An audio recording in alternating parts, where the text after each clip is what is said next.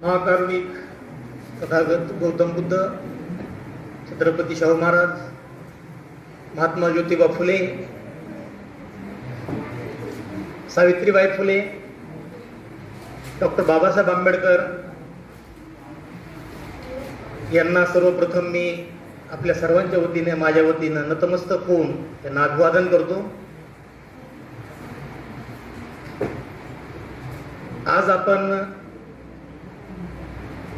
नाम विस्तार दिन साजरा करण्यासाठी या BS सोसायटीच्या मिलिंद विज्ञान महाविद्यालयाच्या सभागृहामध्ये सर्वजण उपस्थित झालेलो आहोत. मी आपल्याला डॉक्टर बाबासाहेब आंबेडकर मराठवाडा विद्यापीठ नाम विस्तार दिनाच्या हार्दिक शुभेच्छा देतो.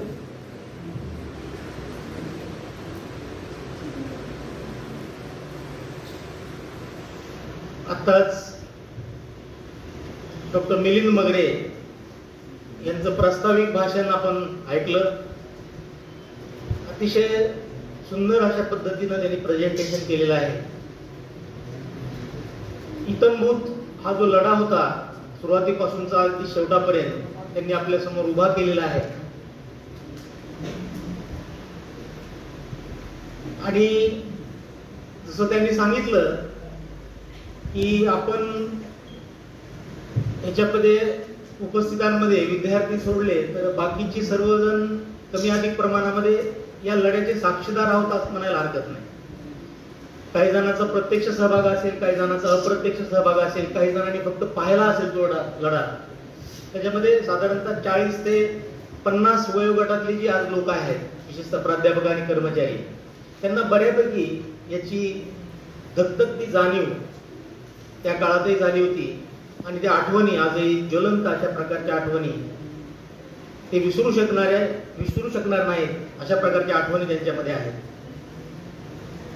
मित्रहो, मला सुरुवातीला खरं म्हणजे या महाविद्यालयाचं कौतुक केलं पाहिजे की अशा प्रकारचे कार्यक्रम या ठिकाणी आयोजित केले जातात. अनेक कार्यक्रमाचा मी साक्षीदार राहिलेलो आहे.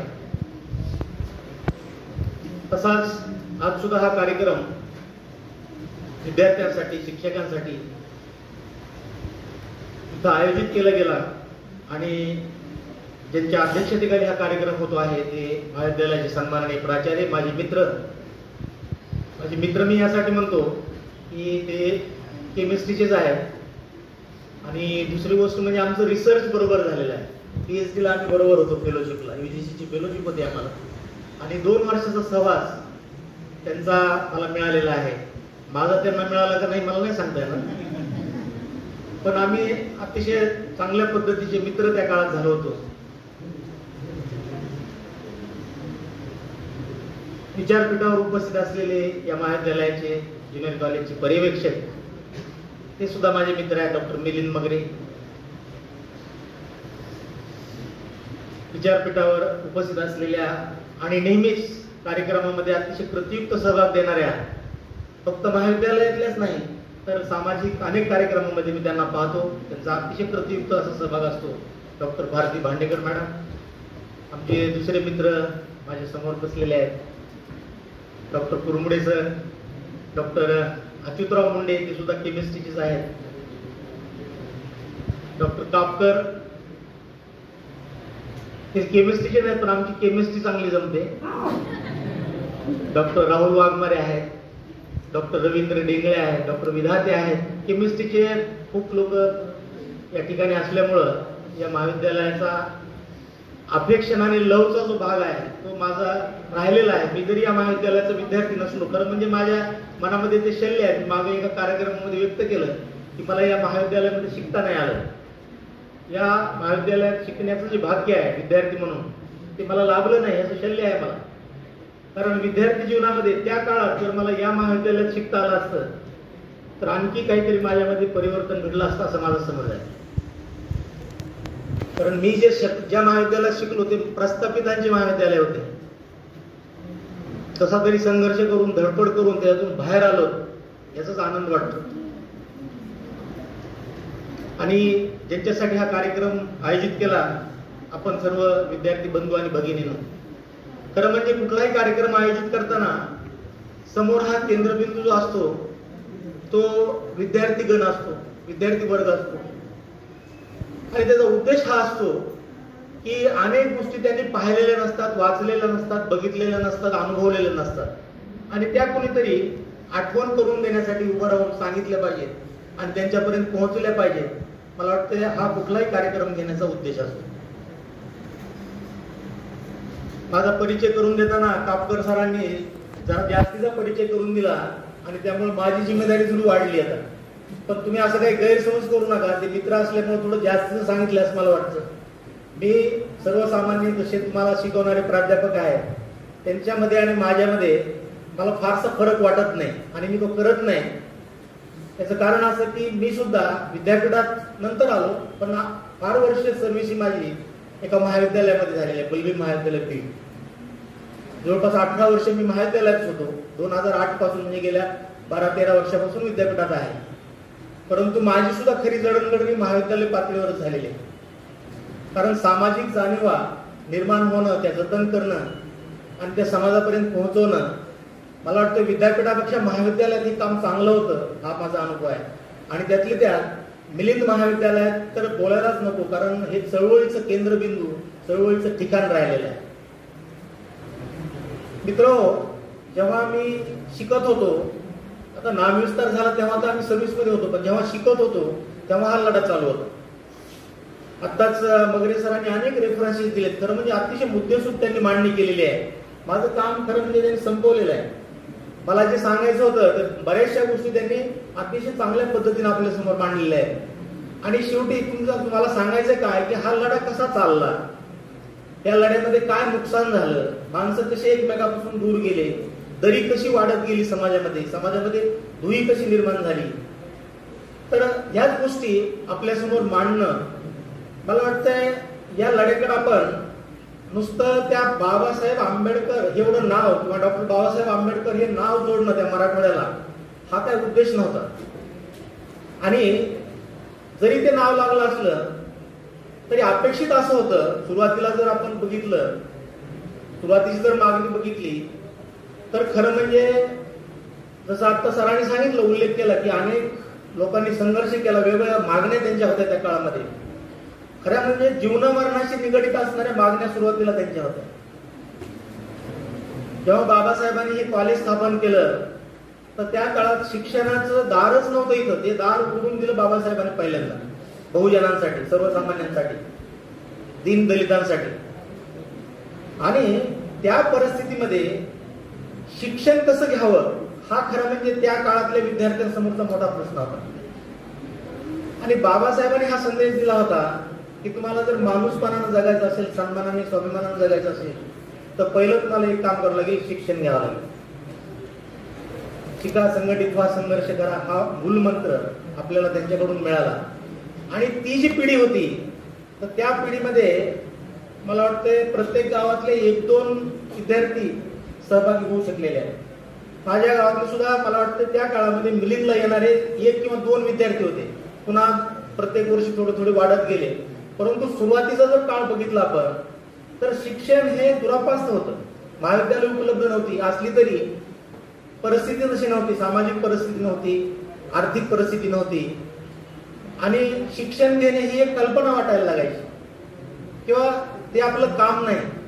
पण जेव्हा बाबासाहेबांनी आपल्याला ह्याची मूर्त वेळ रवल्याचं त्या काळातल्या त्या पिढीला लक्षात आलं, मग त्या पिढीतले काही प्रातिनिधिक स्वरूपात का होईना त्या काळात त्या ज्ञानगंगेचे मी म्हणेल की बेनिफिशरीज झाले, त्यांना ते फायदे घेता आले.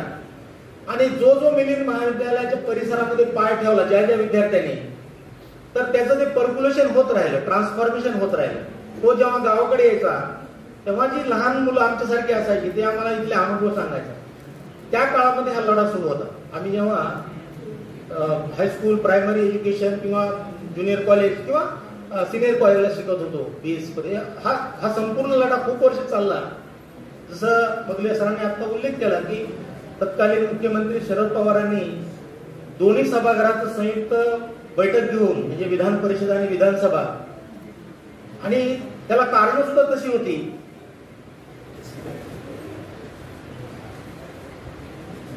की त्या काळातले विधान परिषदेमधले एक आमदार पाना राजभोज जे बाबासाहेबांचे सहकारी आलेले, तर त्यांनी ही मागणी फार लावून धरली विधान परिषदेमध्ये की डॉक्टर मराठवाडा विद्यापीठाचा नामांतर झालं पाहिजे. खरं म्हणजे नामांतराची मागणी होती.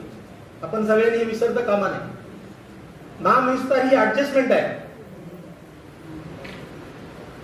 आणि त्या काळामध्ये मग मला वाटतं नागपूरला हिवाळी अधिवेशन सुरू होतं. तिथंच शरद पवारांनी ती बैठक घेतली आणि एकमताने ठराव मंजूर केला. मला वाटतं ती 27 जुलै 1978ची घटना. आणि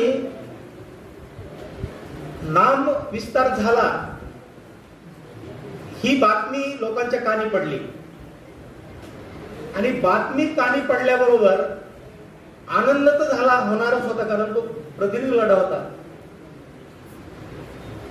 परंतु दुसऱ्या दिवशी किंवा संध्याकाळी आपल्यासमोर काय वाढून ठेवलं ह्याचा कुणालाच अंदाज नव्हता. आनंद व्यक्त करायला सुरू करतात का नाही की या विद्यापीठाचा ठीक आहे नामविस्तार असेल, नामांतर नाही झालं पण नामविस्तार तर झाला.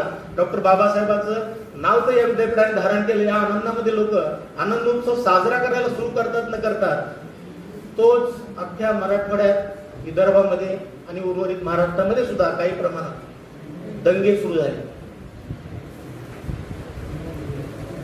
आणि ते दंगे इतके आक्रमक स्वरूपाचे होते.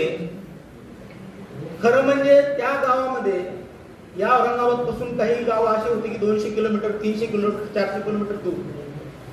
त्या गावातल्या त्यांच्या पिढ्या कुणी शिकलेलं नव्हतं. दलितांच्या या वसाहती होत्या किंवा जो परिसर होता तिथे राहणार एकही विद्यार्थी शिकलेला नसायचा. परंतु अशा घरावर सुद्धा हल्ले झाले. झोपड्या होत्या बऱ्याचशा लोकांच्या, झोपड्या जाळल्या गेल्या आणि सगळं बेचिराग करायला सुरुवात केली. आक्रमकता एवढी प्रचंड होती, एवढी क्रूरता होती त्या आक्रमकतेमध्ये. आणि मला वाटतंय ही जी तरुण पिढी आहे त्यांना नुसतं ऐकून सुद्धा आजही आमच्या अंगावर शहारे उभं राहतात. कारण दुसऱ्या दिवशी पेपर वाचायला मिळायचा. त्यावेळेस टेलिव्हिजन वगैरे काही नव्हतं. फार झालं तर रेडिओ आणि वर्तमानपत्र एखादं दुसरं यायचं गावामध्ये.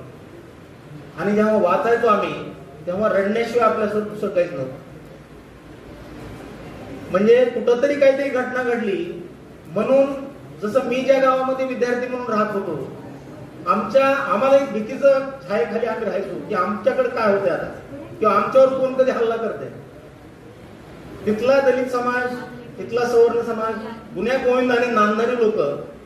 परंतु या वितुष्टामुळे हे लोक तिथपर्यंत पोहोचलं जे दररोज एकमेकाला बोलणारे, एकमेकाच्या शेतावर काम करणारे लोक, त्यांच्यात प्रचंड अशा प्रकारची दहशत, दुश्मनी निर्माण झाली. आणि दलितांना आणि बहुजनांना, विशेषतः जे आंबेडकरवादी होते किंवा नाम विस्ताराचं स्वागत करणारे होते एक प्रकारे, तर ते सगळे या दंगेखोरांचं लक्ष म्हणून समोर आले आणि त्यांना एकटं पाडण्याचा प्रयत्न केला. त्यांच्यावर एक प्रकारचा बॅन, सामाजिक बहिष्कृतता, आता बहिष्कृत हा शब्दाचा उल्लेख केला त्यांनी, असं एक बहिष्कृत माणसं म्हणून त्या गावामध्ये त्यांना वागणूक मिळू लागली. आणि तो लढा पुन्हा 17 वर्ष चालला. 1978 ते 14 जानेवारी 1994.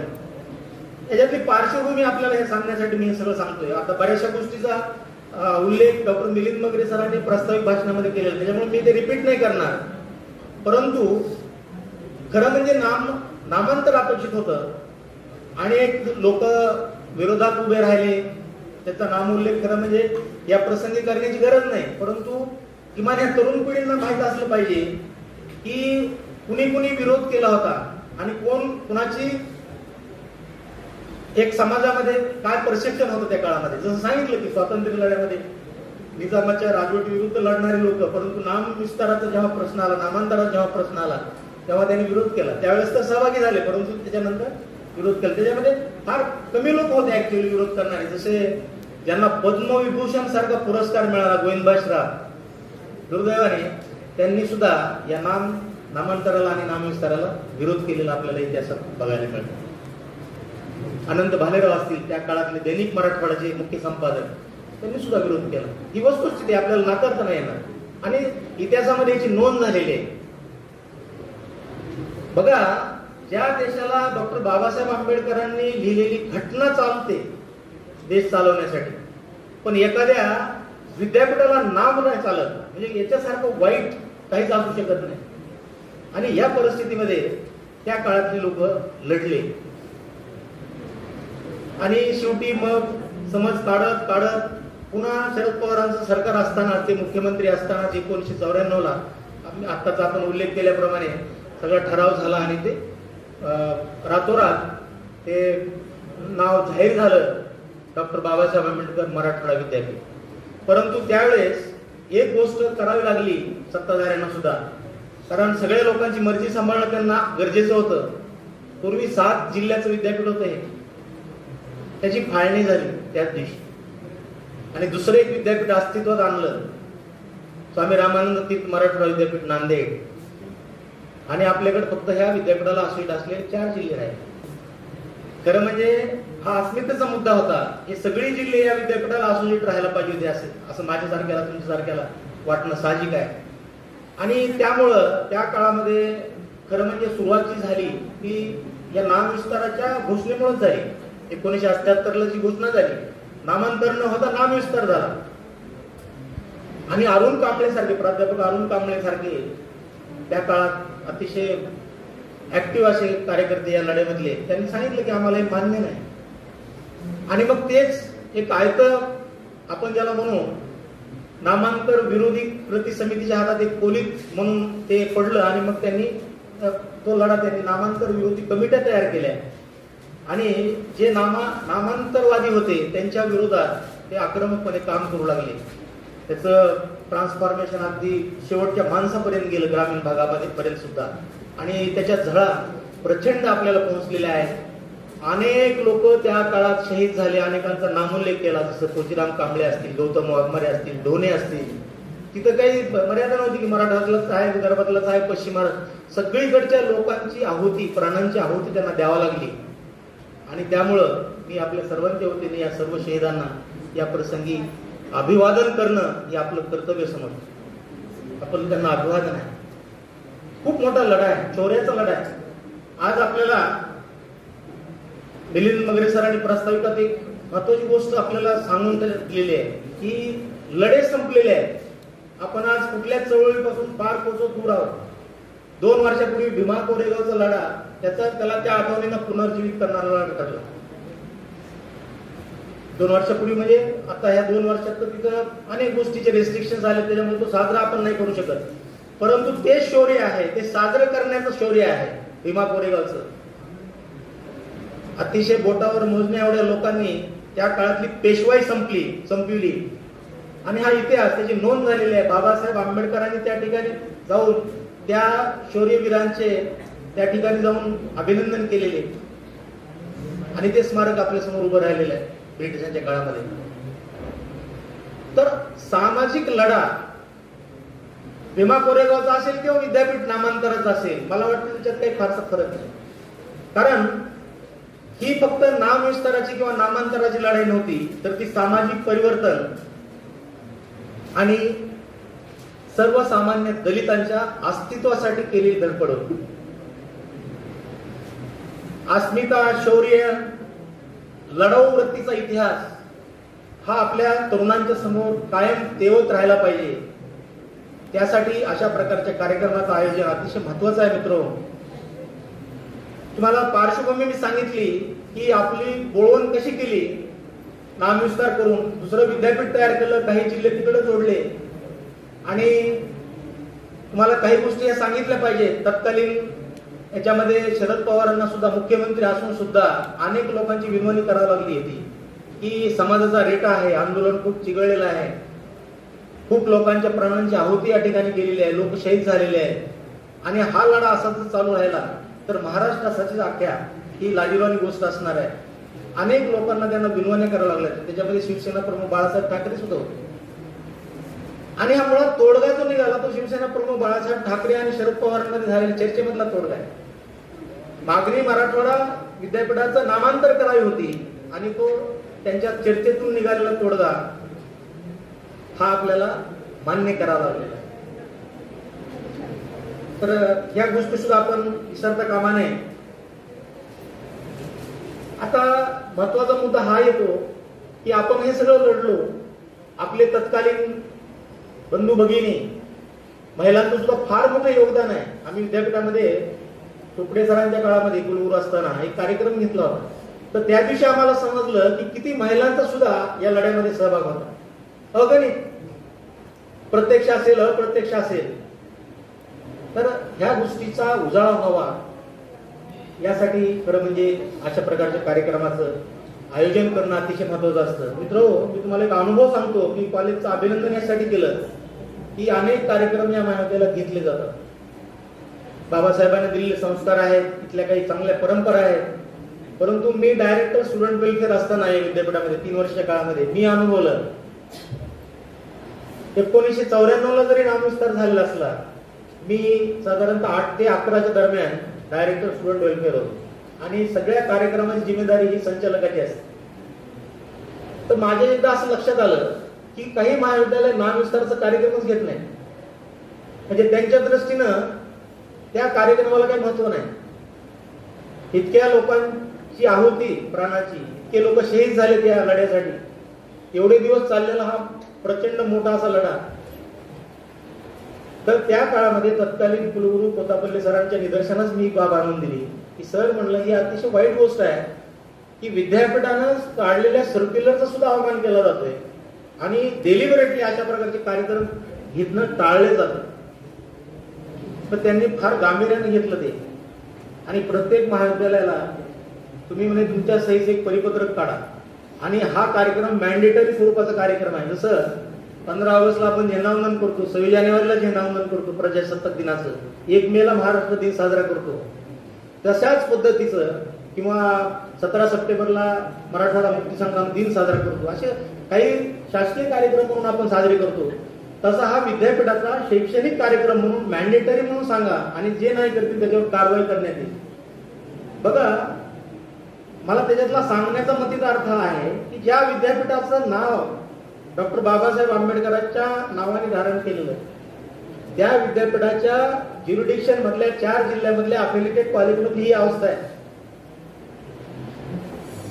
म्हणजे तुम्हाला परिवर्तन करायचंच नाही, होऊच द्यायचं नाही, अशी जर तुमची भावना असेल. शिकलेली लोक आहेत, PhD झालेले लोक आहेत, प्राचार्य आहेत, प्राध्यापक आहेत, तुमच्या माझ्यासारखे 4 पुस्तकं वाचलेले आहेत.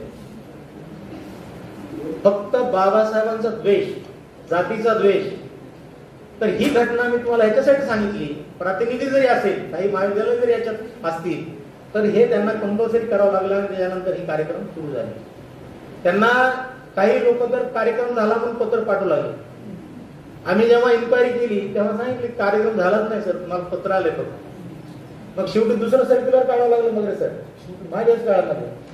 त्याचं प्रूफ, पेपर कटिंग आणि काही फोटोग्राफ पाठवा, तुमचा अहवाल जो आहे ह्याच्या सहित पाठवा. आपण तुम्हाला सुद्धा पत्र येत असेल, ठीक चालूच आहे ते. म्हणजे दरवर्षी तुम्हाला मॅन्डेटरी आहे हे. म्हणजे चांगल्या गोष्टी सुद्धा पोहोचू नाही द्यायच्या, ही प्रस्थापित मानसिकता त्या काळामध्ये आपल्याला पाहायला मिळते. आणि हा फार जुना काळ नाही, 10 वर्षापूर्वीची घटना मी सांगतोय. आजही किती बदल झालाय हा खरा प्रश्न आहे. हा विस्तार झाला, पण आपल्याला अपेक्षित बदल झाला का? विद्यापीठाचा विकास झाला, शिक्षण घेणाऱ्याचं प्रमाण वाढलं, शिक्षणाबद्दल आकर्षण निर्माण झालं, काही गोष्टी चांगल्या घडल्या, विद्यापीठाचा पण नावलौकिक झाला, काही शंका नाही त्याच्यामध्ये. म्हणजे आपण जर सुरुवातीचा काळ बघितला, 1958 ला जेव्हा हे विद्यापीठ स्थापन झालं, अतिशय प्रतिकूल परिस्थितीमध्ये पंडित जवाहरलाल नेहरू आणि तत्कालीन महाराष्ट्राचे मुख्यमंत्री स्वर्गीय यशवंतराव चव्हाण याच महाविद्यालयामध्ये ती घोषणा आणि सुरुवात झालेली आहे. त्याचं फाउंडेशन इथं झालेलं आहे 1958 ला. म्हणजे त्याच्या अगोदर मिलिंद महाविद्यालय होतं, 1950चं मिलिंद महाविद्यालय. म्हणजे शिक्षणाची खरी गंगा बाबासाहेबांनी इथपर्यंत आणली आणि त्याची नोंद घेऊन या दोन्ही नेत्यांनी या भागात विद्यापीठ असावं बाबासाहेबांची मागणी, त्याच्यामुळे इथं विद्यापीठ झालं. ही पार्श्वभूमी सुद्धा लोकांना माहित नाही. आणि ज्यांच्यामुळे विद्यापीठ झालं त्यांच्या नावाचं विद्यापीठ असायला काय हरकत? देशामध्ये अनेक विद्यापीठ आहेत बाबासाहेबांच्या नावाने. आपल्याला माहिती, मला वाटतं जवळपास 17 का 18 संख्या झाली देशामध्ये बाबासाहेबांचे वेगवेगळे नाव आहेत. भीमराव आंबेडकर, बिहार सारख्या ठिकाणी प्रस्थापित विद्यापीठ आहे. आणि महाराष्ट्रात बाबासाहेब पुरोगामी म्हणतो आपण स्वतःला. आणि जेव्हा इथं नामविस्तार झाला किंवा नामांतर झालं तेव्हा तो लढा उभा राहतो दोन याच्यामध्ये गटामध्ये, खरं म्हणजे इतिहासामध्ये हे अतिशय वाईट घडलेली गोष्ट आहे असं मी म्हणेन. आणि त्यामुळं हा सामाजिक परिवर्तन आणि अस्तित्वाची धडपड असलेला लढा आपण सगळ्यांनी अनुभवलेला आहे. नाम विस्तारानंतर जर आपण 1994 नंतर जर आपण पाहिलं आपल्या अपेक्षेप्रमाणे या विद्यापीठात काय घडायला पाहिजे होतं, काही गोष्टी नक्कीच घडल्या. त्यावेळेस नाम विस्ताराबरोबर माननीय शरद पवारांनी खरं म्हणजे तत्कालीन कुलगुरू जे होते 1994 या विद्यापीठाचे डॉक्टर विठ्ठलराव घुगे यांचा नाम उल्लेख केला पाहिजे. कारण त्यांनी ज्या पद्धतीनं नाम विस्ताराचं इम्प्लिमेंटेशन केलं ते सुद्धा वाखाणण्यासारखं आहे. रातोरात अगदी ती नेमप्लेट जी आहे ती बदलण्यात आली आणि त्याच दरम्यान विठ्ठलराव घुगेंनी एक प्रस्ताव दिला होता. मला वाटतं तो प्रस्ताव साधारणतः विद्यापीठाच्या विकासाचा प्रस्ताव होता. त्या काळामध्ये 1994 जवळपास 22 ते 24 कोटीचा विकासाचा प्रस्ताव होता. परंतु एवढे तर पैसे मिळू शकले नाही. परंतु त्या काळात मुख्यमंत्री शरद पवारांनी 7 कोटीचं पॅकेज दिलं आणि त्याचबरोबर 5 नवीन विभाग दिले या विद्यापीठाला, ज्याच्यामध्ये केमिकल टेक्नॉलॉजी आहे, नॅनो टेक्नॉलॉजी आहे, टुरिझम डिपार्टमेंट आहे, असे कम्प्युटर सायन्स आणि IT आहे. आज बघा हे सगळे विद्यापीठाचे विभाग हे अतिशय नावारूपाला आलेले आहेत. आणि त्या काळामध्ये खरं म्हणजे पहिल्यांदा जेव्हा 1994 ची जर आठवण केली आपण तर ते गाणं अतिशय प्रसिद्ध झालं होतं. ऐक राणी आकाशवाणी वदले शरदराव विद्यापीठाला दिले बाबासाहेबांचे नाव, अशा प्रकारचं ते गाणं आणि खूप उत्साह त्या काळामध्ये साजरा केला लोकांनी. आणि त्या काळामध्ये दत्ता शिंदे नावाचे गायक होते. गायकी खूप चालू होती त्या टोटल संघर्षामध्ये. शहीद पोचीराम कांबळे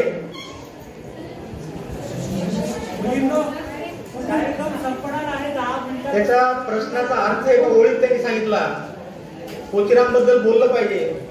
पोचीराम राम म्हणण्यात टाळीत होता, जय भीम नाव मुखी घोळीत होता. तो गौतम वाघमारे दलितांची शान झाला, बाबांच्या नावासाठी कुर्बान झाला. भीमरावाच्या नावासाठी आम्ही रक्त सांडलं राव, असेल कोणी माईचा लाल तर पुसून दाखवा राव. अशा प्रकारच्या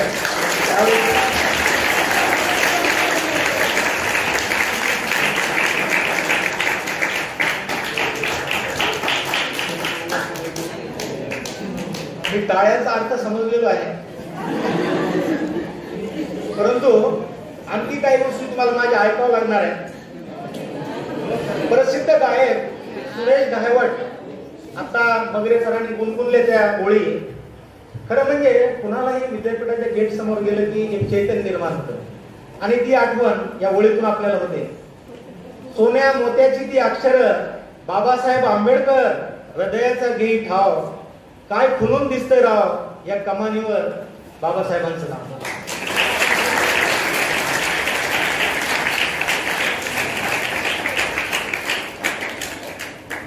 मित्र, जसं आता वक्त्यांनी सांगितलं की नाम विस्तार पाहून किंवा नाम विस्तार झाला म्हणून आनंद व्यक्त करण्यासारखी काही परिस्थिती आहे. माझ्यासारख्याला जो डॉक्टर बाबासाहेब आंबेडकर मराठवाडा विद्यापीठाच्या परिसरामध्ये एक शिक्षक म्हणून काम करतो, प्रशासकीय याच्यामध्ये पण काही कॉन्ट्रिब्युशन करतो, तेव्हा जवळून पाहिल्यानंतर असं वाटतं की बाबासाहेब असायला पाहिजे. अशक्यप्राय गोष्ट आहे, परंतु वाटतं. त्याचं कारण असं आहे की ज्या काळामध्ये मिलिंद कॉलेजची स्थापना झाली त्यावेळेस त्यांना एक लक्षात यायचं की इथे येणारा सर्वसामान्य विद्यार्थी अतिशय गरीब परिस्थितीतून सगळ्या याच्यावर मात करून या ठिकाणी आलेला आहे आणि त्याला खऱ्या अर्थानं शिक्षण मिळालं पाहिजे.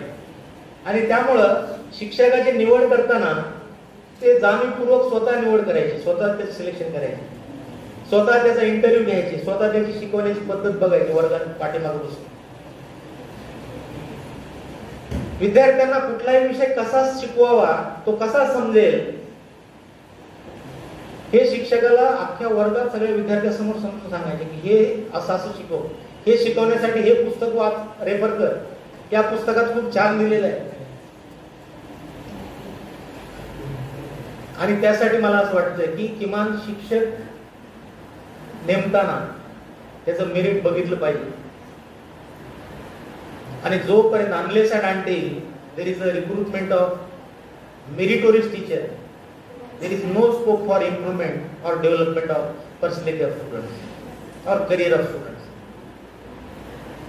आज सर्व ठिकाणी तुम्ही बघा, आज गुणवत्तेला किती महत्व राहिलेलं आहे. शिक्षण क्षेत्रामध्ये गुणवत्तेला महत्व असायला पाहिजे. मग त्याच्यात विद्यापीठ सुद्धा अपवाद नाही. विद्यापीठात सुद्धा एखादी आज अपॉइंटमेंट करायची असेल तर सर्वसामान्य विद्यार्थ्यांपर्यंत, सर्वसामान्य नागरिकांपर्यंत चर्चा चालू असते की विद्यापीठात कोणाचं सिलेक्शन होणार आहे. याच्यासाठी वाईट अवस्था जर देशामध्ये शिक्षण व्यवस्थित व्हायला नको, ही तर समजू शकतो आपण. कारण शिक्षण क्षेत्र ही अशी महत्वाची गोष्ट आहे. विद्यार्थी शिक्षकच त्याच्यात नाही तर त्याच्यामध्ये समाजाचा फार महत्वाचा भाग येतो. आणि त्याच्यामुळे इथलं प्रशासन जे आहे, विद्यापीठाचं प्रशासन आहे, ते अतिशय ट्रान्सपरंट, अतिशय पारदर्शक असं असलं पाहिजे. आपण जेव्हा सगळ्या गोष्टीकडे पाहतो, आज डॉक्टर बाबासाहेब आंबेडकर मराठवाडा विद्यापीठावर आपली नितांत श्रद्धा आहे, त्याच्याबद्दल कुठलीही शंका नाही. काही 5-10% आहेत त्यांची श्रद्धा नाही, परंतु त्या विद्यापीठाच्या नावावरती पोट भरतात. हे वास्तव आहे, नाकारता येणार नाही. काल डॉक्टर कापकर सर माझ्याकडे जेव्हा आले, आम्ही अशाच पद्धतीची थोडी भावनिक चर्चा करत होतो. पण तो त्यांचा हक्क आहे, त्यांना तो पगार मिळतो, त्यांनी काय श्रद्धा ठेवायची न ठेवायची हा त्यांच्या वैयक्तिक भाग असल्यामुळे त्याच्यामध्ये कोणी जात नाही. परंतु दिसतंय ते या विद्यापीठावर पहिली गोष्ट म्हणजे आपल्याला बिलॉंगिंग असलं पाहिजे. हे माझं विद्यापीठ आहे, हे आपलं विद्यापीठ आहे, याच्यावर आपण जगतो, याच्यावर इथला समाज सुधारलेला आहे. मराठवाडा विद्यापीठाची खरी प्रगती होण्यासाठी हे विद्यापीठ खूप कारणीभूत ठरलेलं आहे, हे आपण विसरता कामा नये. आणि त्यामुळं विद्यापीठाचा नामविस्तार, नामांतर होणं हे त्या दृष्टीने मला असं महत्वाचं वाटतं की ज्या भागामध्ये शिक्षणाची गंगा आली त्याच्यामुळे विद्यापीठ सुरू झालं आणि विद्यापीठामुळं एकंदरच शिक्षणाकडे बघण्याचं आकर्षण हे लोकांचं वाढलं, शिक्षणाचं प्रमाण वाढलं. आज आपण बघतो की तुम्हाला थोडीशी आकडेवारी खरं म्हणजे मला सांगायची होती. त्या काळामध्ये 7 जिल्ह्याच्या विद्यापीठाची सुद्धा जवळपास 2 लाखाच्या आसपास विद्यार्थी संख्या होती आणि काही 100-150 महाविद्यालय होती. सुरुवातीला जर तुम्ही बघितलं, विद्यापीठ स्थापन झालं 1958ला, त्यावेळेस तर अतिशय म्हणजे इनिशियल स्टेज होती. दिल्ली महाविद्यालय असे 2-4 महाविद्यालय सोडले, 9 महाविद्यालय काहीतरी होते. या विद्यापीठाला अफिलिएटेड किती महाविद्यालय होती? 9 महाविद्यालय होती. आणि विद्यापीठामध्ये साधारणतः 10 डिपार्टमेंट असतील. 58 ते 1994 याचे 2 टप्पे जर आपण केले तर आपल्याला असं लक्षात येईल की 1994ला आपण जेव्हा आकडेवारी बघतो, जेव्हा हे 7 जिल्हे एकत्र होते, 2 लाखाच्या आसपास विद्यार्थी संख्या होती आणि 25-30 डिपार्टमेंट विद्यापीठाचे वाढलेले होते आणि महाविद्यालयाची संख्या सुद्धा साधारणतः 200 पर्यंत वगैरे पोहोचलेली, टोटल 7 जिल्ह्याची. आजची जर आपण परिस्थिती बघितली, या 4 जिल्ह्याची, औरंगाबाद, जालना, बीड आणि उस्मानाबाद, हे 4च जिल्हे अफिलिएटेड आहेत. त्याच्यामध्ये आपल्याला उस्मानाबादला सब सेंटर सुद्धा झालेलं आहे विद्यापीठाचं. तर आजची संख्या विद्यार्थ्यांची जवळपास 4.5 लाख किंवा त्याच्या पुढे गेलेली. म्हणजे याच्यावरून आपल्या लक्षात येतं की हा जो चढता आलेख आहे शिक्षण व्यवस्थेचा लाभ घेणाऱ्यांचा, मग विद्यार्थी वाढले म्हणजे शिक्षक वाढले आणि एकंदरच सगळी यंत्रणा या कामाला लागली. आणि एकेन प्रकारे आपण हे लक्षात घेतलं पाहिजे, जेव्हा शिक्षण वाढतं तेव्हा खऱ्या अर्थाने विकास सुरू होतो. मराठवाडा विदर्भाचा खरा विकास झाला असेल तर या विद्यापीठामुळे झाला असं मी म्हणेल. किंवा विद्यापीठा या विभागाच्या विकासासाठी विद्यापीठ हे अतिशय महत्वाचं असं केंद्रबिंदू ठरलेलं.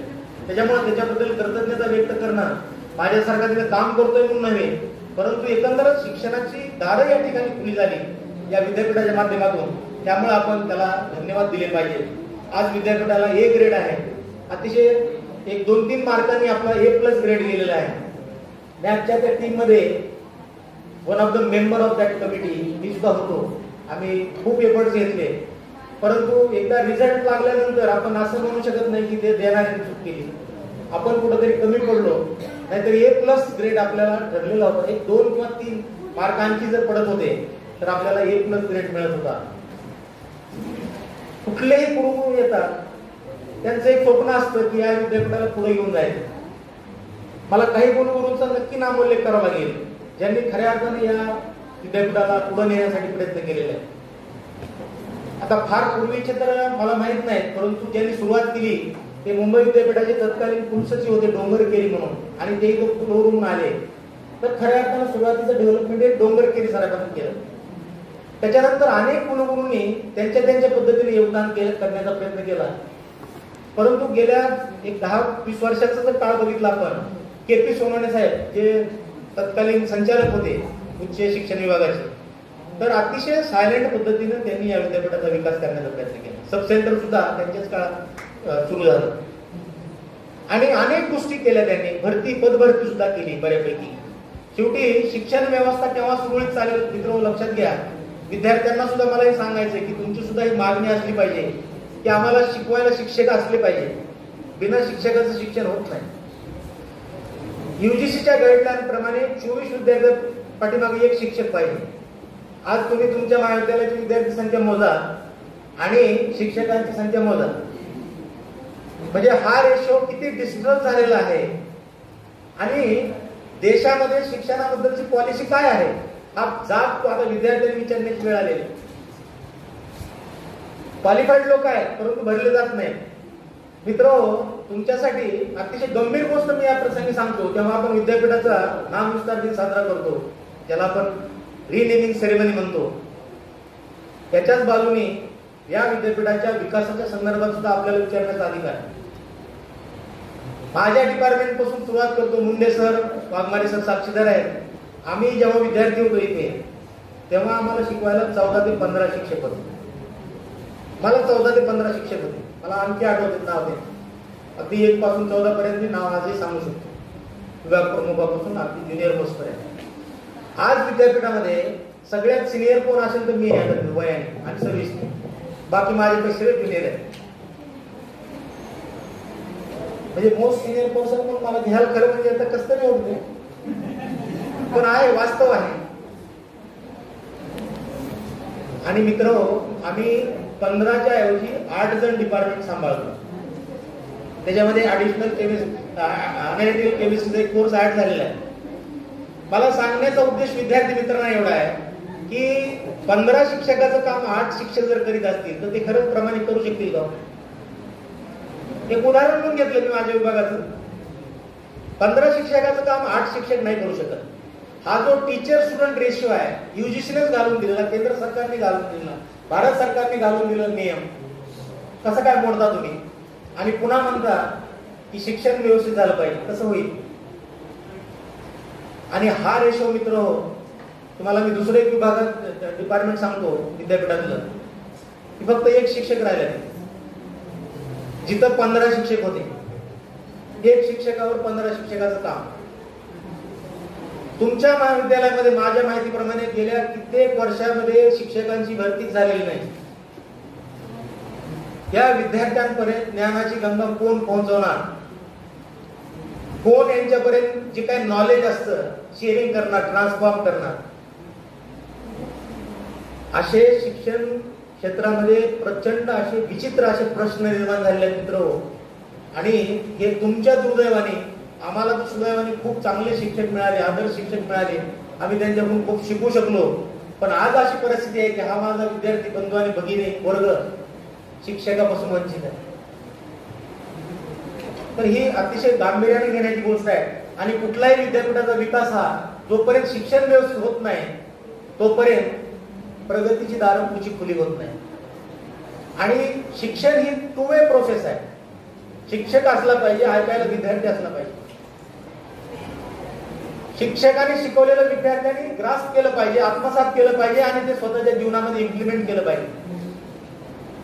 तुम्ही सगळे फार नशिबान आहात की मिलिंद सारख्या महाविद्यालयामध्ये तुम्हाला शिकण्याची संधी मिळाली आहे. बाबासाहेबांचे विचार तुम्हाला अंगीकृत करण्याची संधी मिळालेली आहे. बाबासाहेबांचे विचार वाचून समजून घेण्याची संधी तुम्हाला मिळालेली आहे.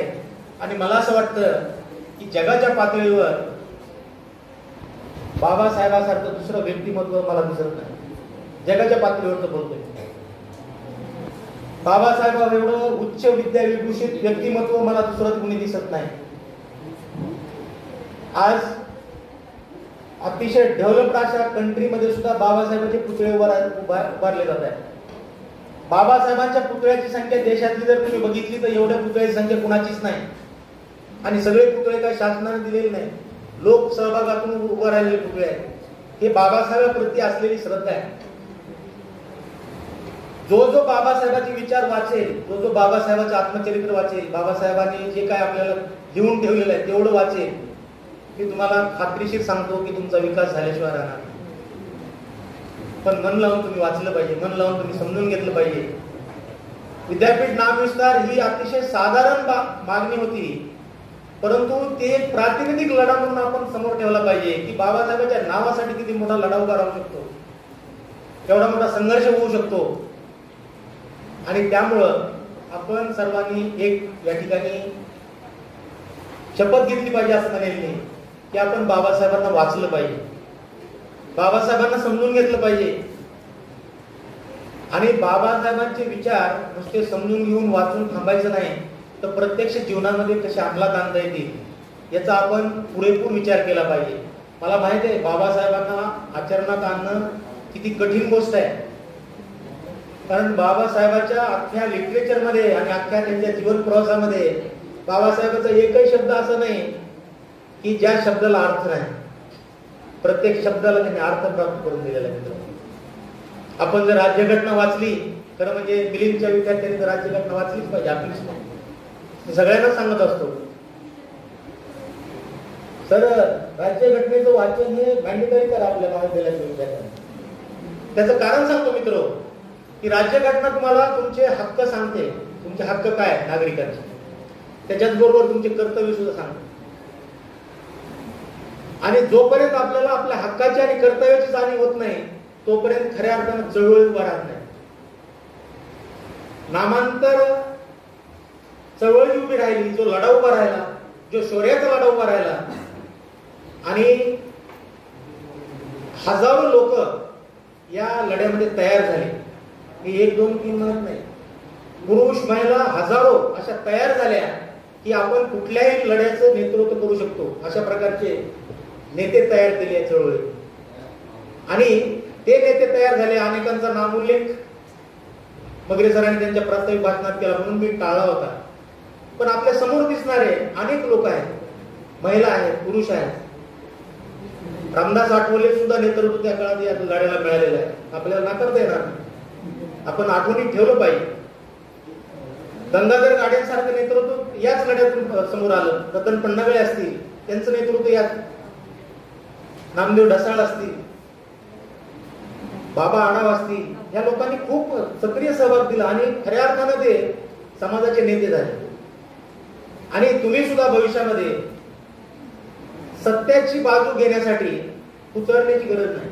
जी सत्य बाजू असते पर्यंत आपण व्यक्त होत नाही. मी असं म्हणेन की आम्हाला जय भीम म्हणायला कुणी काही शिकवायची गरज नाही पडली. विद्यापीठ परिसरामध्ये मोठ्यानं जय भीम म्हणणारे काही जण आहेत, त्याच्यामध्ये मी एक आहे. आणि त्याचा सार्थ अभिमान आपल्याला असला पाहिजे. मी असा प्रश्न स्वतःला विचारतो की बाबासाहेब नसते तर सुरेश गायकवाड काय असतात? काहीच नसतात. एक लाचार गुलाम असतात, हो साहेब म्हणणारा एक व्यक्ती असतात, कोणाची तरी गुलामी करणारा असतात. आणि ज्या नावामुळे सुरेश गायकवाड एक व्यक्ती तयार झाला, एक प्रकृती तयार झाली, एक त्याला एक पर्सनॅलिटी मिळाली, त्या माणसाचं नाव घेण्यासाठी लाज वाटण्याचं काही कारणच नाही. त्यामुळं जय भीम अतिशय सन्मानाने आपण म्हणलं पाहिजे. आपल्याला शिकवण्याचा भाग नाही, तो आपण आचरण करण्याचा भाग आहे. मित्रहो, वेळ खरंच झालेला आहे, पण मी एवढं सांगेल शेवटी की या विद्यापीठाचं भवितव्य हे तुमच्या आमच्या हातात आहे. या विद्यापीठावर जर आपली श्रद्धा असेल, शिक्षक असेल, विद्यार्थी असतील, कर्मचारी असतील, ज्यांनी या विद्यापीठाला इथपर्यंत आणलेलं आहे, पण आणखी विद्यापीठ पुढे जाणं गरजेचं आहे. त्याच्यामध्ये अनेक आस्पेक्ट्स आहेत. इन्फ्रास्ट्रक्चर डेव्हलपमेंट होऊन नुसतं चालत नाही, तुम्हाला मॅन पॉवर सुद्धा तिथं लागते. आज विद्यापीठाच्या परिस्थितीत जर तुम्ही बघितलं तर जवळपास 50 ते 60% डिस्क्रिपन्सी आहे शिक्षकांची. म्हणजे 400 शिक्षक लागत असतील तर 200 शिक्षक आहेत, 700 कर्मचारी लागत असतील तर 300 कर्मचाऱ्यावर विद्यापीठाचा गाडा चालू आहे आणि दिवसेंदिवस महाविद्यालयाची संख्या वाढते आहे.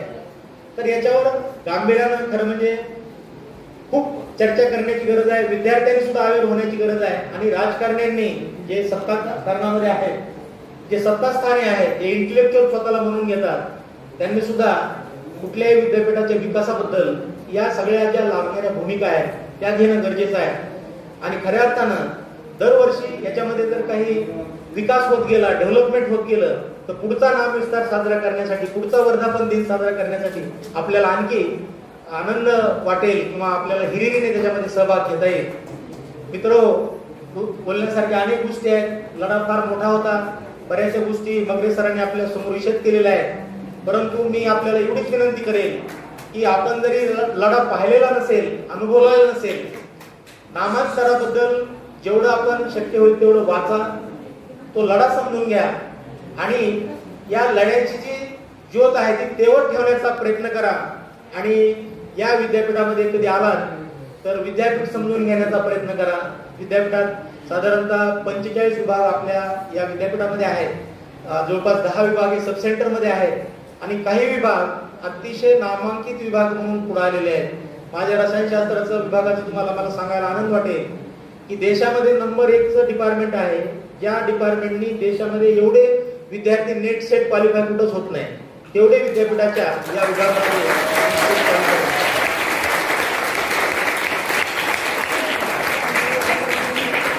आणि या सर्व गोष्टीची नोंद ही नुसत्या रसायनशास्त्राच्या टीचर्स किंवा विद्यार्थ्यांनी घेतलेली नाही, तर मोठ्या मोठ्या संस्थांनी घेतलेली आहे. आणि आमच्याकडे जसं स्कूल पॅटर्न चालतो, स्कूल टीचिंग चालते, युनिफॉर्मवर विद्यार्थी येतात, सकाळी 10ला येतात, संध्याकाळी 6 पर्यंत. आम्ही जे एक शालेय जीवन तिथं जगतो, विद्यार्थी आणि आम्ही सुद्धा, आणि आम्ही आनंद आहोत सगळे. तसे अनेक विभाग या विद्यापीठामध्ये कार्यरत आहेत. तुम्ही थोडं समजून घेण्याचा प्रयत्न केला पाहिजे. जोपर्यंत तुम्ही विद्यापीठ समजणार नाही तोपर्यंत तुमच्या करिअरच्या बाबतीत काय संधी तुमच्या पुढे वाढून ठेवलेल्या आहेत हे लक्षात येणार नाही. या प्रसंगी मला या महाविद्यालयाच्या प्राचार्यांनी, डॉक्टर एस.डी. राठोड सरांनी, डॉक्टर सिद्धार्थ सरकटे यांचा खरं म्हणजे मला पहिल्यांदा फोन आला, त्यांचा नामोल्लेख केला पाहिजे. त्यांच्यामुळे मला तुमच्या समोर काही गोष्टी शेअर करण्याची संधी मिळाली. कापकर सर आहेत, वाघमारे सर आहेत, मगरे सर आहेत. तर या सगळ्यांच्या आग्रहामुळं मला त्यांच्या समितीनं ठरवलं की मला बोलव, आणि मी एका सेकंदाचा विलंब न लावता त्यांनी सांगितल्याप्रमाणे त्यांचा फोन जेव्हा आला तेव्हा मी कुलगुरूंच्या समोर एका मीटिंग मध्ये होतो. खरं म्हणजे मला हो किंवा नाही एवढंच म्हणता येत होतं, त्याच्यामुळे हो म्हणून टाकलं. मी असं म्हटलं नाही की आता उद्याच बोलायचंय आणि मग माझी तयारी नाही, नंतर कधी, असं सेकंड थॉट सुद्धा मला आला नाही. त्याचं कारण असं होतं की बोलायचं होतं बाबासाहेबांबद्दल. बाबासाहेबांबद्दल बोलायला वाचण्याची फारशी गरज नाही, कारण सगळं आत्मसात केलेलं आहे, खूप काही आत्मसात केलेलं आहे, खूप काही वाचण्याचा प्रयत्न केलेला आहे. तर पुन्हा एकदा तुम्हाला डॉक्टर बाबासाहेब आंबेडकर मराठवाडा विद्यापीठाच्या नामविस्तार दिनाच्या खूप खूप शुभेच्छा देतो आणि थँक्यू. आणि मला या ठिकाणी बोलवलं त्याबद्दल महाविद्यालयाच्या प्रशासनाचे मनापासून आभार व्यक्त करतो आणि थांबतो. जय भीम.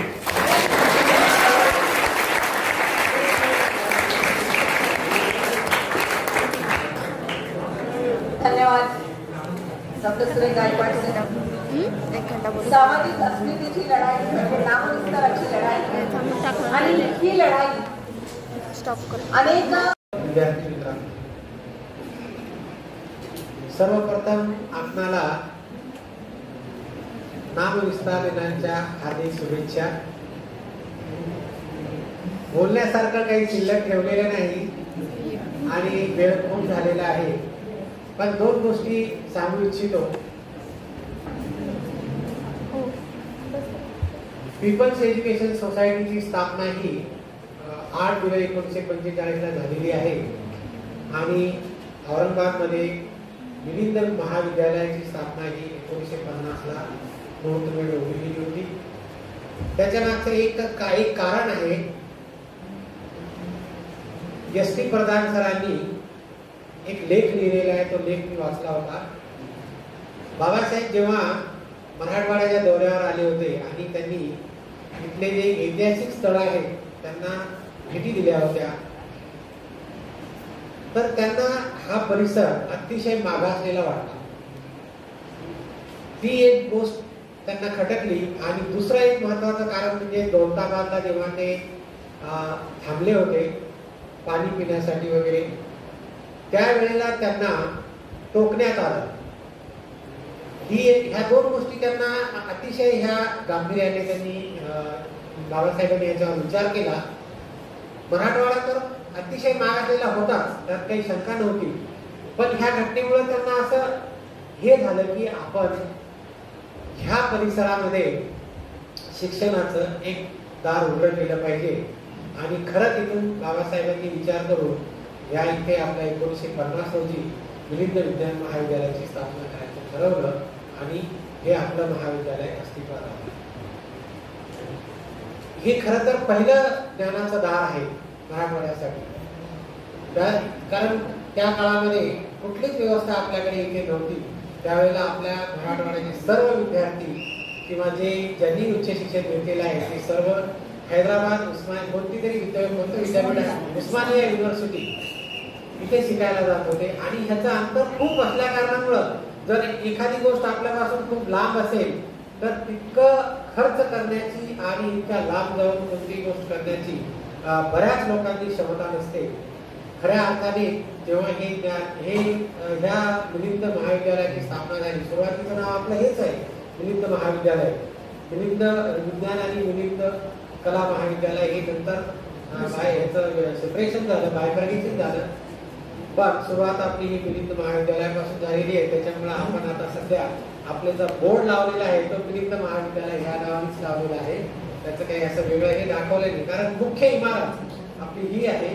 आणि मुख्य इमारतीचं जे मेन दरवाजा आहे त्या मेन दरवाजाच्या वरती हे असं शेवटी असा विचार केला आणि तिथे मिलिंद विज्ञान महाविद्यालय असं लिहिलेलं होतं. पण मिलिंद कला महाविद्यालयाचे प्राचार्य आणि आम्ही विचार करून मिलिंद महाविद्यालयच नाव असलं पाहिजे, जे सुरुवातीचं आहे, म्हणून आम्ही तो नंतर तो बोर्ड थोडा बदलला.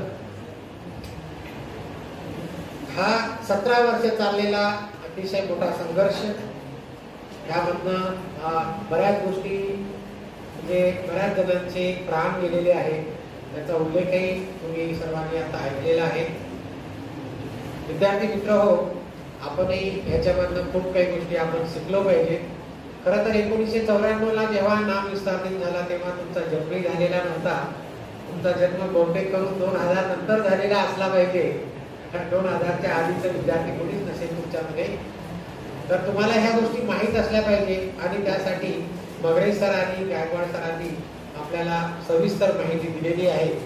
तर असे कार्यक्रम आपण सतत घेत राहू आणि घ्यायलाच पाहिजे, कारण कसं आहे, ही आठवण येणाऱ्या विद्यार्थ्याला, येणाऱ्या पिढीला त्या गोष्टी कळायला पाहिजे आणि माहीत व्हायला पाहिजे. यासाठी अशा कार्यक्रमाची फार नितांत गरज असते.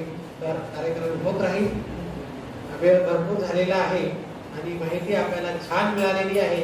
तर मी माझे शब्द इथे थांबवतो. जय हिंद, जय हिंद.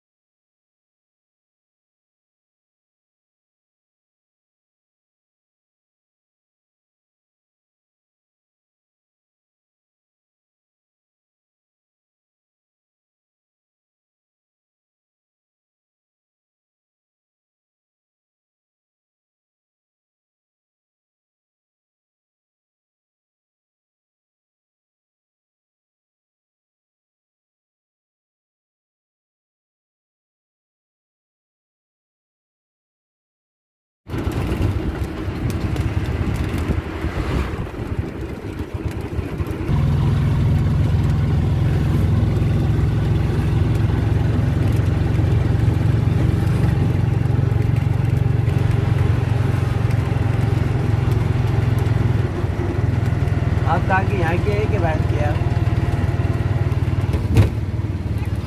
आप घर पे आने के नहीं है।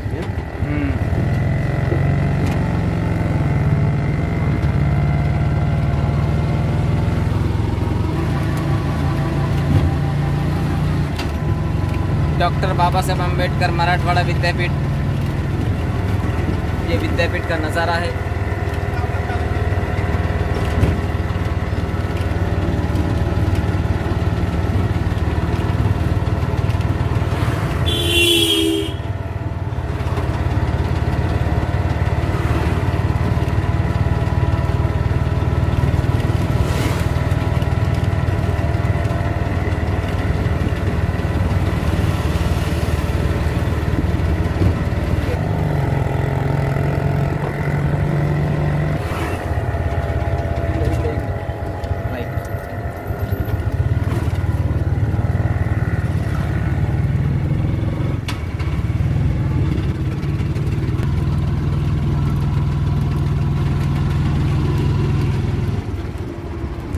ध्यान दो अंदर, इधर इधर अंदर, आगे से आगे आगे।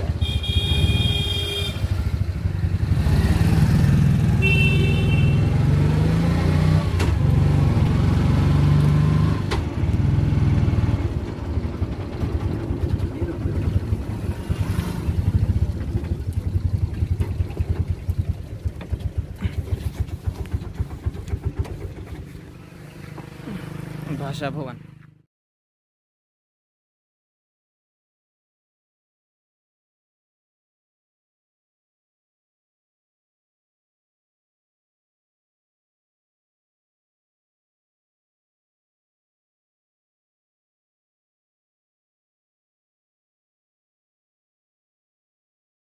डॉक्टर बाबासाहेब आंबेडकर मराठवाडा युनिव्हर्सिटीचा हा नजारा आहे।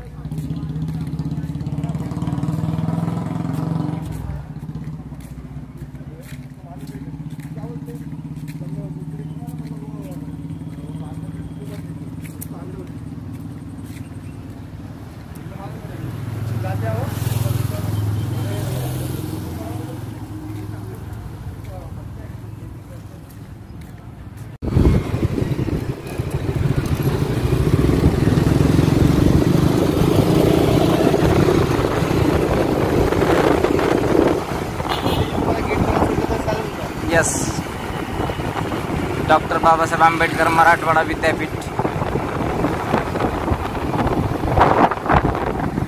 तुम्ही इथलेच आहे का प्रॉपरचे? हो।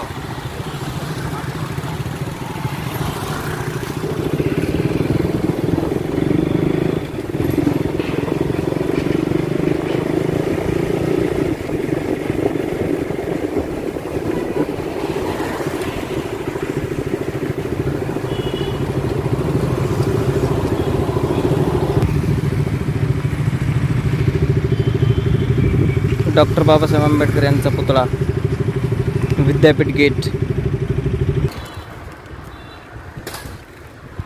दिस is Milind hostel.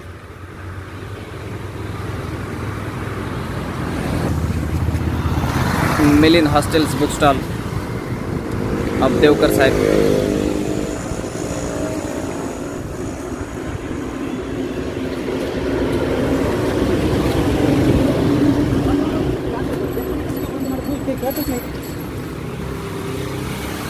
I am Bante Shivli, Putra. I have come here for buying books for my MPhil syllabus.